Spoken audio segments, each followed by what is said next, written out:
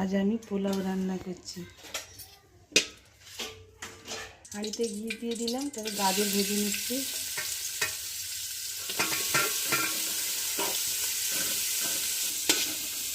ভালো করে একটু ভেজে নিয়ে এবার তুলে নেব। এবার ভাজা হয়ে গেছে, তুলে নিচ্ছি। মটরশুঁটিটা হালকা করে ভেজে নিচ্ছি।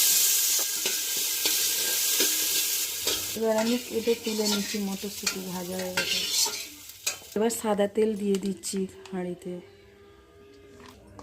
এবার পেঁয়াজ দিয়ে দিচ্ছি।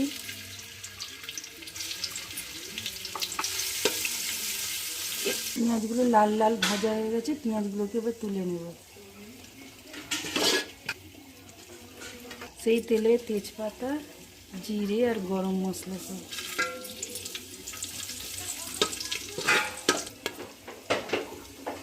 বাটি চাল দিয়ে দিলাম। এক বাটি ছোলার ডাল দিয়ে দিলাম।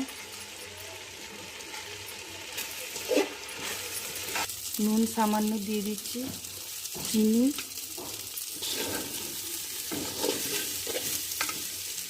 এটা 2 বাটি জল দেবো।